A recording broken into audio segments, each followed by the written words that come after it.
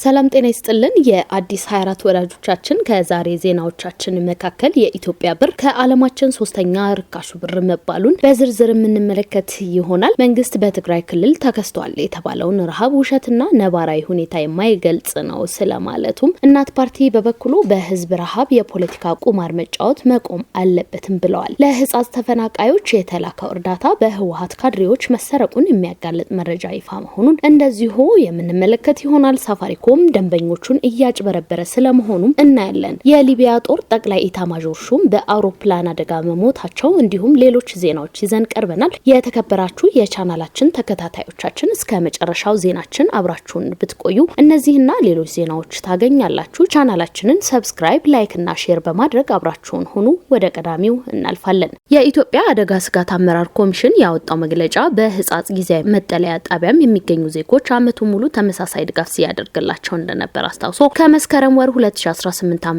ጀምሮ እስከ ታህሳስ ወር 2018 ድረስ የተሟላና ያልተቋረጠ የምግብ ሰብአዊ ድጋፍ እየተደረገላቸው መሆኑን ገልጿል። በአስገደ ወረዳ ህፃጽ ጊዜያዊ መጠለያ ጣቢያ ባለፉት 4 ወራት ለ14413 ዜጎች ድጋፍ ሲያደርግ ቆይቷል የሚለው መግለጫው በተጨማሪም ከአጎራባች መጠለያ ጣቢያ የሚገኙ ዜጎችን ጨምሮ በመስከረም ወር 16775 በጥቅምት ወር 18290 በህዳር ወር 17813 እንዲሁም በታህሳስ ወር የሚያስፈልገው ለ14413 ዜጎች የሚያስፈልግ ምግብ ተሰራጭቷል ተብሏል። በዚህም በድምሩ 11406 ኩንታል ምግብ ማለትም ስንዴ፣ ማሽላ፣ ጥራጥሬና የምግብ ዘይት ባለፉት 4 ወራት እንዲደርሳቸው መደረጉን ገልጾ በገንዘብ ሲተመን ከ257 ሚሊዮን ብር በላይ ይሆናል ተብሏል። በሌላ በኩል በክልሉ ጊዜያዊ አስተዳደር የተለያዩ የሰብአዊ ድጋፍ ችግሮች መኖራቸውና ተጨማሪም የፌዴራል ድጋፍ እንደሚያስፈልግ ቢጠየቅ ኖሮ በኮሚሽናችን በኩል አስፈላጊውን ድጋፍ ለመፈጸም የሚያስችል ዝግጁነት ያለን መሆኑን ለመግለጽ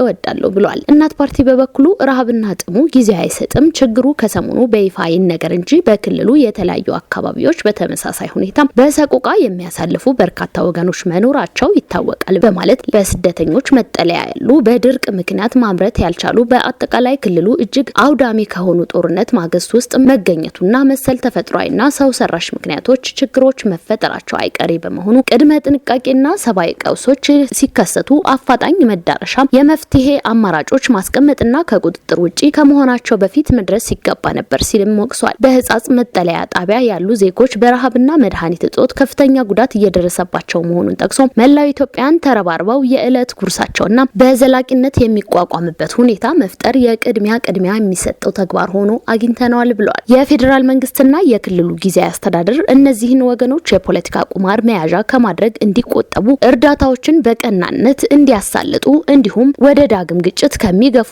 አባባሽ ምክንያቶች እንዲቆጠቡ በአደራ ጭምር አሳስቧል። የፌዴራል መንግስት በበኩሉ ዛሬ ባወጣው መግለጫ በትግራይ ክልል ሰሜን ምዕራብ ዞን በህፃጽ ጊዜያዊ መጠለያ ጣቢያ የሚገኙ ዜጎች የሰብአዊ ድጋፍ እንዳልደረሳቸው የሚገለጽ የተሳሳተና የመጠለያው ጣቢያው አጠቃላይ ሁኔታ የሚገልጽ ነው ሲል ተችቷል። በመጠለያው ያለውን ችግር ለመቅረፍ ቲክቶከሮች ጨምሮ የተለያዩ አካላት ድጋፍ በማሰባሰብ የሰዎች ህይወት ለማዳን እየተረባረቡ ይገኛሉ። ህወሓት ለህፃጽ የተሰበሰበውን እርዳታ መውሰዱን የሚያመላክት መረጃ ይፋ ሆነ። ከመስከረም እስከ ታህሳስ 2018 ዓ.ም ህፃጽ ለተጠለሉ ተፈናቃዮች በድምር 121 ሺህ ኩንታል ወይም ደግሞ 12.1 ሚሊዮን ኪሎግራም እህልና 55.5 ሚሊዮን ብር መላኩን በየወሩ በዝርዝር ለማየት ያክል በመስከረም ወር 2.8 ሚሊዮን እህልና 12 ሚሊዮን ብር፣ በጥቅምት ወር 3.1 ሚሊዮን እህልና 12.95 ሚሊዮን ብር እህልና 14.5 ሚሊዮን ብር፣ ታህሳስ ወር 3.25 ኪሎ ግራም እህልና 14.5.8 ሚሊዮን ብር መላኩን መረጃው አመላክቷል። ይህ በሚመለከተው አካል የተላከ እርዳታ ተፈናቃዮች በትክክል እንዳልደረሰና ህወሓት ለፓርቲው ማጠናከሪያና ሌሎች ወጪዎች በሚል እንደዘረፈው የወጣው መረጃ አመላክቷል። ሳፋሪኮም በማህበራዊ ሚዲያ ባሰራጨው የእንግሊዘኛ ማስታወቂያ ዝርዝር ሳይገልጽ የዳታ ጥቅል ላይ ጭማሪ ማድረጉን አስታውቋል። ጉዳዩም ብዙዎቹን እያነጋገረ ሲሆን በተለይም ለወትሮ ትንሽ ሲናገር አይደለም የሀገር ውስጥ የውጭ ሚዲያ ቀልብ የሚገዛው ግዙፍ ባንያ ትላንት ይፋ ያደረገው የጭማሪ መግለጫው ምንም ትኩረት አለመሳቡ ዘርፉን የሚከታተሉት አስገርሟል። ሌላው ቢቀር የማህበራዊ ሚዲያን መሰረት ያደረጉ ዜና ዘጋቢዎች ስለ ጭማሪው ያን ያህል ሳይናገሩ አልፈውታል። ቀላል የማይባል ጭማሪ ነው የተደረገው የሚሉት ውስጥ አዋቂዎች ሳፋሪኮም ዝርዝሩን ለምን አላወጣም ሲሉ ጥያቄ አንስተዋል። ስለ ጭማሪው ለደንበኞች በአግባቡ አላስታወቀም፣ ይልቁንም በማህበራዊ ሚዲያ በእንግሊዝኛ የተሸፋፈነ መግለጫ ብቻ ነው ያወጣው ሲሉም ገልጸዋል። ጭማሪው ይፋ ባይደረግም እስከ 82 በመቶ እንደሚደርስ ቅዳሜ ገበያ ያገኘው መረጃ ያሳያል። በዚህ መሰረት ዝቅተኛ የሚባለው የዋጋ ጭማሪ ለወርሃዊ የ300 ብር ዋጋ ላለው ጥቅል የተደረገው ሲሆን ይሄም በ300 ብር ይገዛ የነበረ 6 ጂቢ ኢንተርኔት ወደ 5 ጂቢ የወረደበት ነው። ከዛ በዘለለም ሁሉም በሚባል ደረጃ የዕለት ሳምንትና ወርሃዊ ጥቅሎች በጠቅላላው ከ50 በመቶ እስከ 82 በመቶ ጭማሪ የተደረገባቸው ናቸው።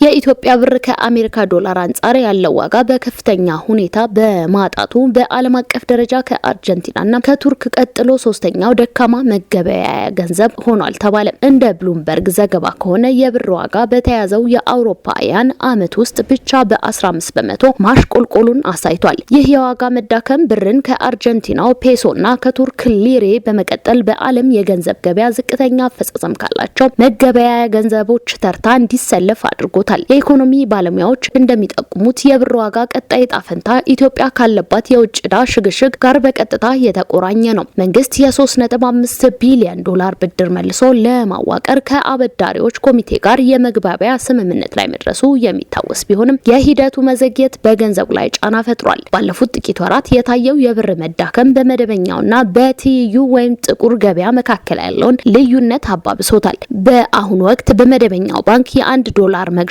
ዋጋ 151 ብር አካባቢ ቢሆንም በጥቁር ገበያ ግን እስከ 180 ብር ድረስ እየተመነዘረ ይገኛል። ይህ የገንዘብ ዋጋ መዳከም በሸቀጣ ሸቀጦች ዋጋና በአጠቃላይ የኑሮ ውድነት ላይ የሚያሳድረው ተጽዕኖ በከፍተኛ ሁኔታ እየተስተዋለ ይገኛል። የሊቢያ ጦር ጠቅላይ ኤታማዦር ሹም ሌተናል ጄኔራል መሐመድ አሊ አህመድ አልሃድድን ጨምሮ 8 ሰዎች አሳፍሮ ከአንካራ የተነሳም የግል አውሮፕላን በመከስከሱ በአውሮፕላን ውስጥ የነበሩት ሙሉ ህይወታቸው ማለፉን የቱርክና የሊቢያ ባለስልጣናት አስታወቁ። ፊልኮን 50 የተሰኘው ይህ አነስተኛ የግል አውሮፕላን ማክሰኞ አመሻሽ ላይ ከአንካራ ኤሴንቦጋ አውሮፕላን ማረፊያ ተነስቶ ወደ ትሪፖሊ በማምራት ላይ ሳለ ነበር ከአንካራ 74 ኪሎ ሜትር ርቀት ላይ በሚገኘው ሃይምና በተባለ አካባቢ የተከሰከሰው። በቱርክ የሀገር ውስጥ ጉዳይ ሚኒስትር አሊ የርሊካያ እንደገለጹት አውሮፕላኑ ከተነሳ ከ42 ደቂቃ በኋላ ግንኙነቱ የተቋረጠ ሲሆን ፍለጋ ሲደረግም ፍርስራሹ በአካባቢው ተገኝቷል። በአደጋው የጦር አዛዡን ጨምሮ 4 ከፍተኛ ወታደራዊ መኮንኖች፣ 1 ረዳትና 3 የአውሮፕላኑ ሰራተኞች ህይወታቸው አልፏል። የጣሊያን ጠቅላይ ሚኒስትር የተበረከተላቸውን ስጦታዎች ለጨረታ ለማቅረብ ወሰኑ። የጣሊያን ጠቅላይ ሚኒስትር ጆርጂያ ሜሎኒ በስልጣን ላይ ያሉ ከተለያዩ የዓለማችን መሪዎች በርካታ ስጦታዎችን ተቀብለዋል። ከነዚህም መካከል ከኡዝቤኪስታን ፕሬዝዳንት የተሰጣቸውን የዳይመንድ አንገት ሀብል ውዱ ነው። እንዲሁም ከጫማ አንስቶ እስከ ምንጣፍ ድረስ የተሰጣቸው ስጦታዎችም ተቀብለዋል። በቅርቡ እንኳን የዩክሬኑ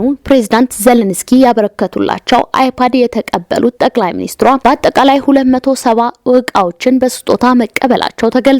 ይሁንና በጣሊያን ሕግ መሰረት አንድ ጠቅላይ ሚኒስትር በግሉ ከ300 ዩሮ በላይ የሚያወጣ ስጦታ መቀበል አይችልም። በጉዳዩ ላይ የጣሊያን አቃቢ ሕጎች በስውር ምርመራ እያደረጉባቸው መሆኑን የሰሙት ጠቅላይ ሚኒስትሯ ስጦታዎቹን በሙሉ በጨረታ ለመሸጥ ውሳኔ ላይ መድረሳቸውን ፖለቲኮ ዘግቧል። እንደ ዘገባው ጨረታው እንዲያከናውን ባርቶሎሚ ፋይን አርትስ ከተሰኘው ድርጅት ጋር የተዋዋሉ ሲሆን እነዚህ ከ270 በላይ ስጦታዎችም ከጃንዋሪ አንስቶ እስከ ጁን 2026 ባለው ጊዜ ውስጥ ለጨረታ የሚቀርቡ ይሆናል። በአጠቃላይ የስጦታዎቹ ዋጋ ከ800,000 ዩሮ እንደሚበልጥ ተገምቷል። ከሽያጩ የሚገኘው ገቢ ሙሉ በሙሉ ለእርዳታ ድርጅት እንደሚሰጥም ዘገባው አስረድቷል። ውድ የአዲስ 24 ዜና ተከታታዮቻችን የእስካሁኑ ዜናዎች ያደመጣችሁትን ይመስል ነበረ። ቻናላችንን ሰብስክራይብ፣ ሼር፣ ላይክ በማድረግ ቤተሰብ ሆኑን እንላለን። መልካም ጊዜ ይሆንላችሁ።